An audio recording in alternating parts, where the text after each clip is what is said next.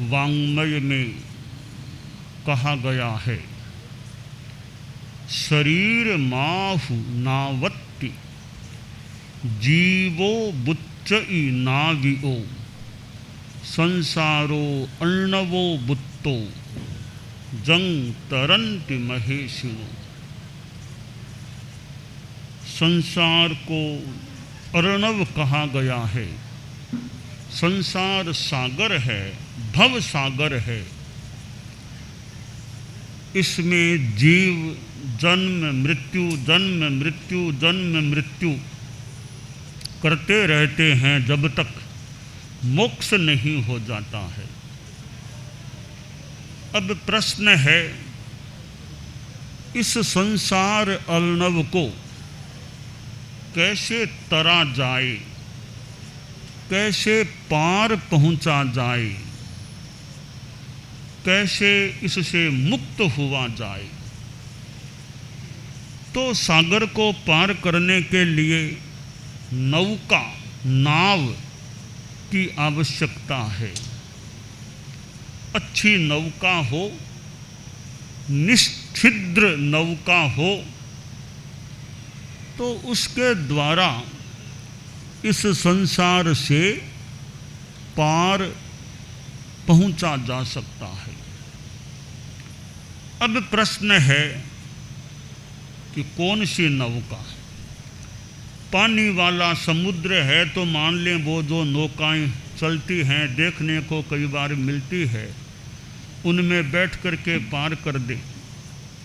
पर यह तो भव सागर है, इसके लिए उस नौका में बैठने से तो क्या काम होगा। वैसा पानी तो है नहीं जो उस नौका से तरा जा सके।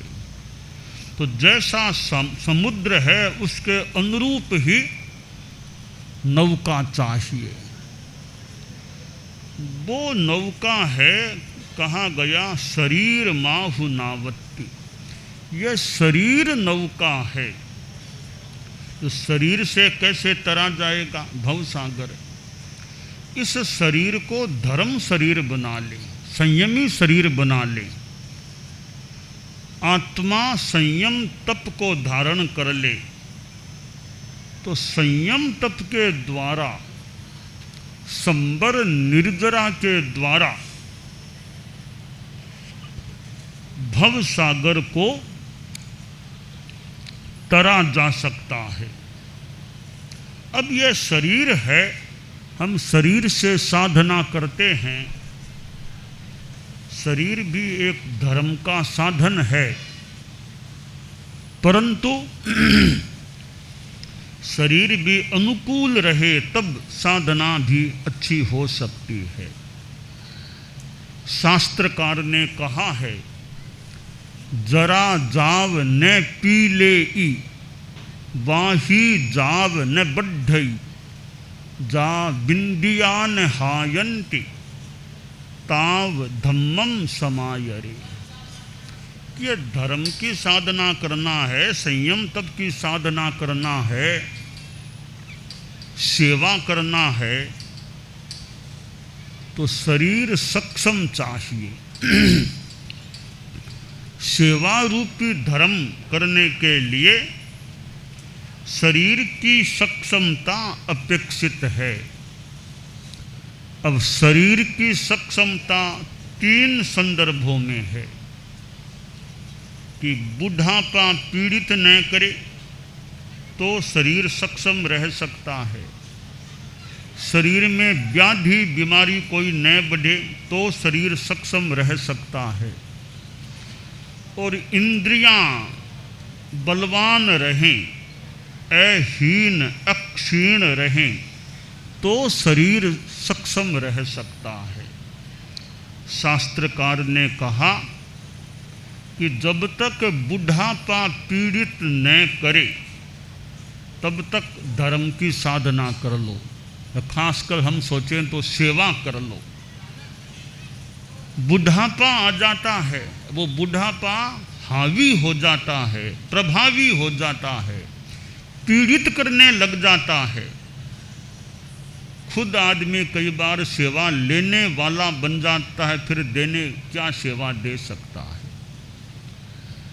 और जवानी चली जाती है, बुढ़ापा आता है, तो शरीर पर असर भी हो सकता है। कहा गया काना कैसा लोयणा, काना कैसा लोयणा, कर गोडा दांता, कर गोडा दांता, एता माहे बिखो पड़े जोवनियो जानता, एता माहे बिखो पड़े जोवनियो जानता। कि जब जवानी जाती है यानी बुढ़ापा प्रभावी होता है, तो कान पर असर, सुनने में कुछ कठिनाई हो सकती है। एक तो श्रवण शक्ति कमजोर पड़ सकती है।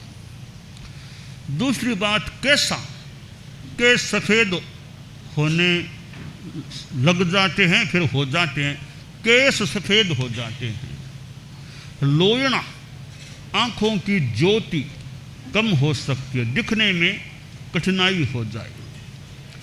कर, हाथ में भी जो शक्ति जवानी में कई बार होती है, जवानी में बोझ भी ज़्यादा उठा ले, बुढ़ापा अब का बोझ उठाओ 15 किलो 20 किलो, कई बार हाथ कांपने लग जाते हैं, तो वो कठिनाई हो सकती है। तो गोडा, गोडों में दर्द रहने लग जाए, 15 किलोमीटर चलो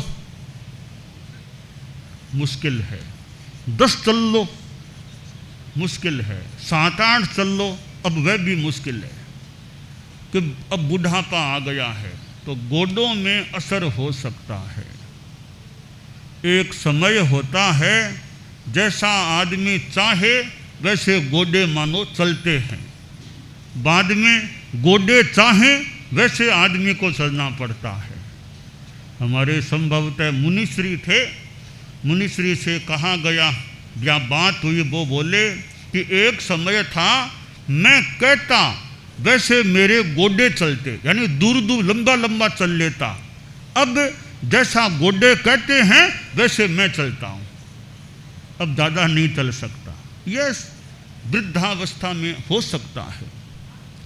तो दांता, दांत भी फिर गिर जाते हैं, पड़ जाते हैं, तकलीफ हो सकती है, फिर नए बनाने पड़ने की बात आ जाए। तो काना कैसा लोयणा, कर गोडा दांता, एता माहे बिखो पड़े जोवनियो जानता। तो बुढ़ापा पीड़ित न करे, तब तक जो करना हो सो बढ़िया काम कर लो, धर्म कर लो।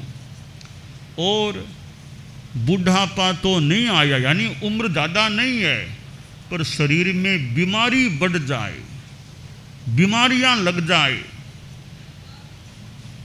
किडनी की तकलीफ, लिवर की तकलीफ, कहीं हार्ट की तकलीफ, किसी के बीपी की, शुगर की, ऐसी बीमारियां कुछ लग जाए, तो उम्र छोटी होने पर भी कई बार फिर बाद में ज़्यादा काम करना मुश्किल हो जाए। तो व्याधि न बढ़े, तब तक करना हो सो कर लो। और यह इंद्रियां क्षीण न पड़े, कान आँख आदि इंद्रियां सक्षम है, तब तक जो करना हो सो कर लो।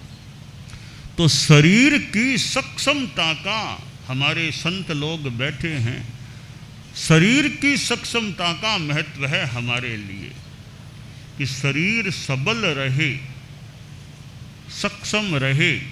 चेहरा भले ज़्यादा सुंदर नहीं भी है, कोई खास बात नहीं है, चेहरा ज़्यादा सुंदर नहीं भी है तो भी कोई खास बात नहीं, शरीर सक्षम रहना चाहिए, शरीर स्वस्थ निरोग रहे, यह खास अपेक्षा है। तो शरीर की सक्षमता स्वस्थता का धर्म की साधना में हम उपयोग करें, दूसरों की धार्मिक आध्यात्मिक सेवा करने में शरीर की सक्षमता का उपयोग करना चाहिए। तो यह शरीर एक नौका है, इस नौका से भव सागर को हमें तरने का प्रयास करना चाहिए। परम पूज्य आचार्य श्री तुलसी जो हमारे धर्माचार्य थे, धर्म गुरु थे, हमारे धर्म संघ के 9वें अधिशास्ता थे, उन्होंने कितनी यात्राएं की थी। यानी इस शरीर से मानो कितना एक काम किया था।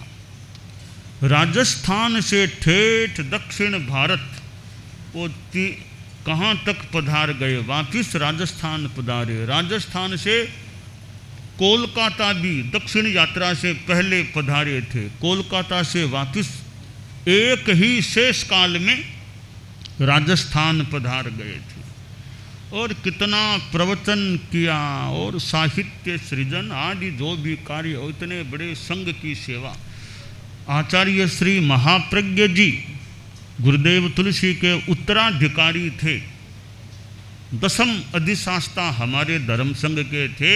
वे भी महाराष्ट्र तक पधार गए थे और ऐसे मानव जीवन के 9वें दशक में महाराष्ट्र में वो विराजमान थे। यह खानदेश की एरिया, इधर बॉम्बे खानदेश की यह जलगांव की भूमि जहाँ मर्यादा महोत्सव हुआ था।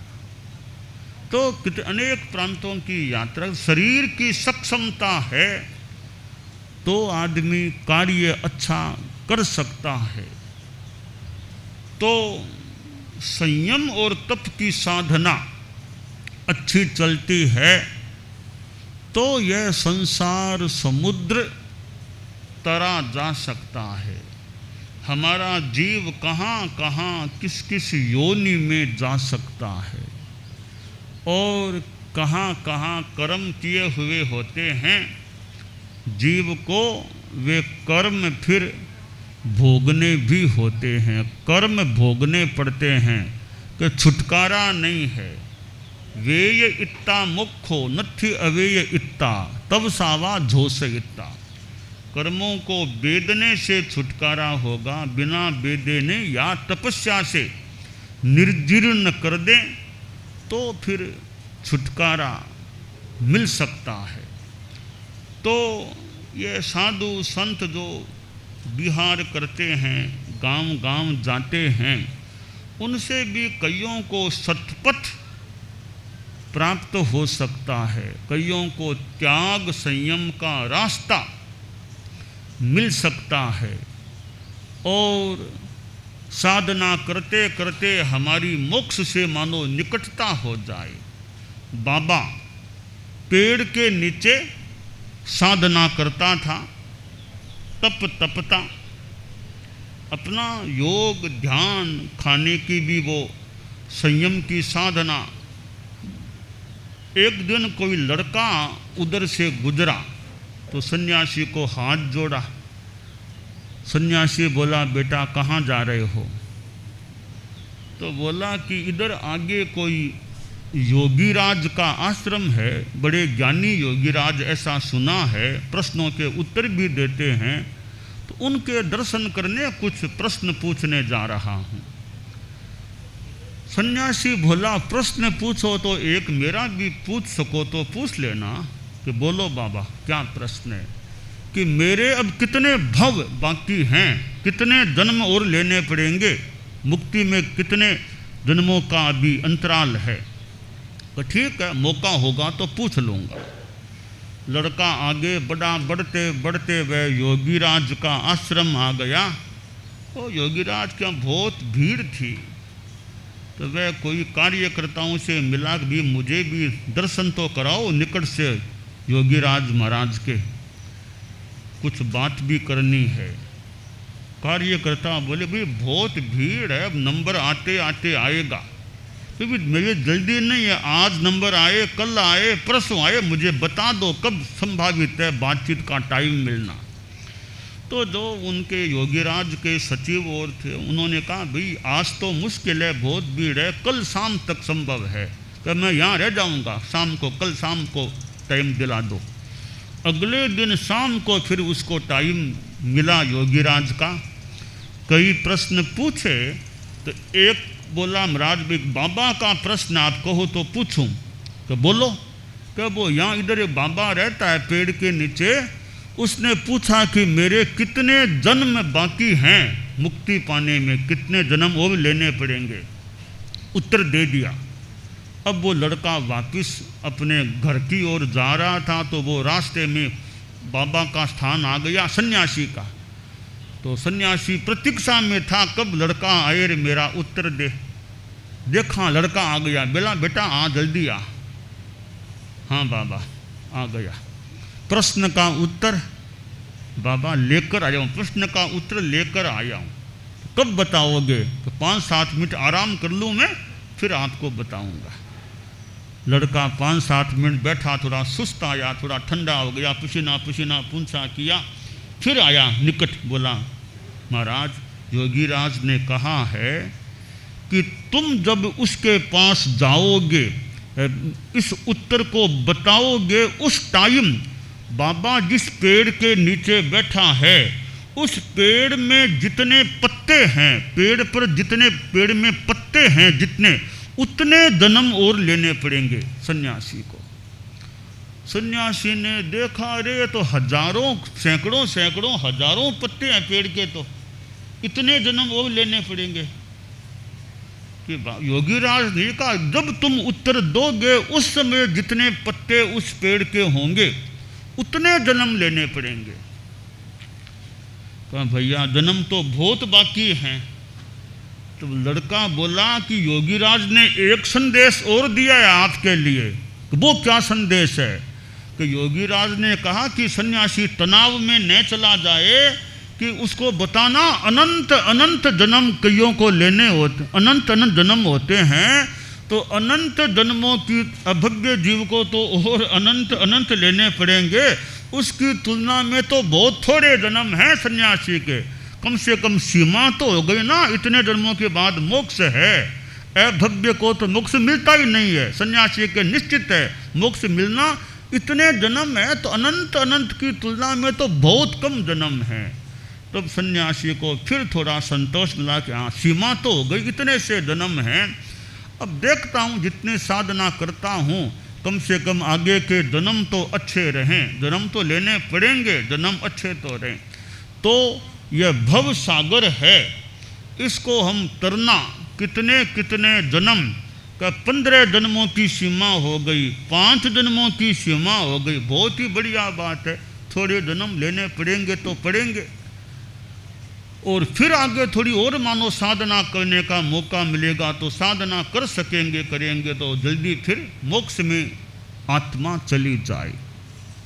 तो जो शास्त्रकार ने कहा संसारो अन्नवो बुत्तो जंग तरंति महेशिनो, यह संसार एक अर्णव है, जन्म मरण का ये जो सागर है, भव सागर है।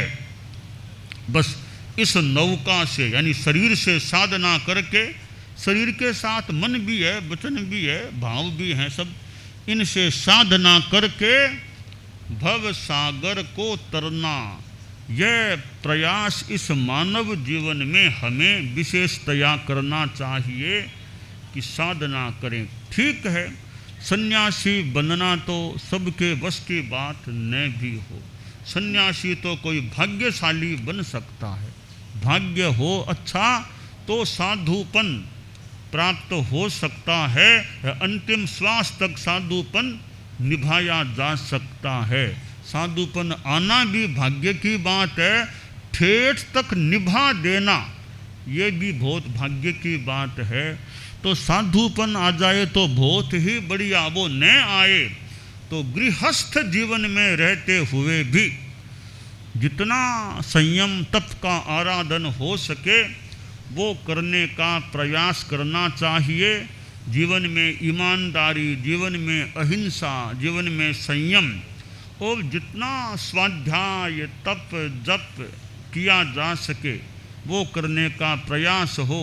और मन में अनासक्ति, घर में रहते हुए भी, परिवार में रहते हुए भी, जहाँ पोम्मम जले जायम नोवलिप्पै वारिणा, पद्म है, पद्म पत्र पानी में रहते हुए भी निर्लेप है, वैसे घर में परिवार में रहते हुए भी भीतर से निर्लेप रहना, अनासक्त रहना, जप तप जो करते रहना। जो गृहस्थ भी भव सागर को तरने की दिशा में तर सकता है, यानी आगे बढ़ सकता है, फिर कभी साधुपन भी आ जाए और मुक्ति प्राप्त भी हो सकती है। तो हम अपने इस शरीर का धर्म की साधना में बढ़िया उपयोग करें, हमारा शरीर नौका के रूप में हो जाए, हम भव सागर को तरने में सफल हो जाएं, यह मंगल कामना है। हम सिद्ध योगी आचार्य श्री महाप्रज्ञ से प्रेक्षा ध्यान का एक प्रयोग करें। आपको एक प्रयोग कराया जा रहे हैं श्वास प्रेक्षा का। 5 सेकंड में श्वास लेना है, 5 सेकंड भीतर रोकना है और 5 सेकंड रेचन करना है और 5 सेकंड बाहर रोकना है। इस प्रकार 20 सेकंड में एक श्वास। सावधान रहे, श्वास भरे, भीतर रोके, रेचन करे, बाहर रोके, श्वास भरे, भीतर रोके, रेचन करे, बाहर रोके, श्वास भरे, भीतर रोके, रेचन करे, बाहर रोके, श्वास भरे, भीतर रोके, रेचन करे, बाहर रोके, श्वास भरे, भीतर रोके, रेचन करे, बाहर रोके, श्वास भरे, भीतर रोके, रेचन करे, बाहर रोके, श्वास भरे। प्रयोग संपन्न। तो ये ध्यान के बहुत छोटे प्रयोग कराए हैं और इनका स्वयं बार बार अभ्यास करें तो एक अच्छा अभ्यास हो सकता है। ओम आत्मा।